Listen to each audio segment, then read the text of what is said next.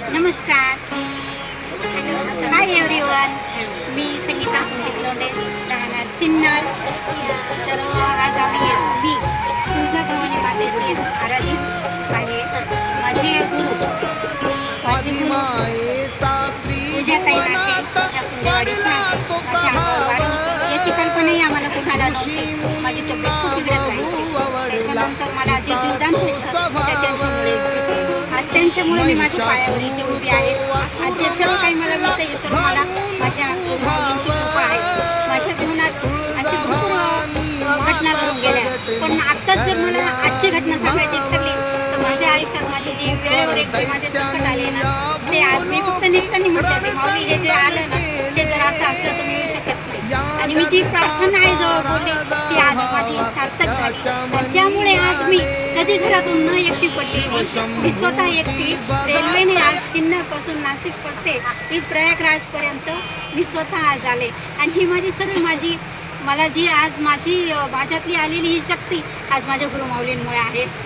हेच मला अभिमान आहे. तर आता आम्ही प्रयागराजची आंघोळ वगैरे केली. तसं तिथे आता बाहेर पेट्रोल पंप दिसतोय. तिथे आता गाडी पेट्रोल पंपावर थांबली पेट्रोलसाठी. आणि इथून पुढचा प्रवास आम्ही आता विंध्याचल पर्वतावर निघालो आहे.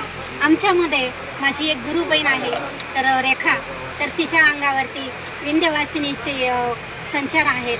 तर आम्ही सर्व तिला भेट देणार आहोत. आज खूप आतुरतेने आम्हाला आतुरता लागलेली होती. 2 वर्षापासून आम्हाला कामाख्या मातेची आतुरता लागलेली होती. आमच्या गुरुमाऊलीने आज आमची ही वारी साध्य होत आहे आणि आम्ही कामाख्या मातेला आसाममध्ये पण जाणार आहोत. अशीच आमच्या गुरुमाऊलीवर कृपा आमची सदैव राहावी. जीवनातले संकट आमचे असेच वेळोवेळी दूर होत राहो ही माझी त्यांच्याकडे आज तुळजाभवानी मातेच्या आराधीन आहेत.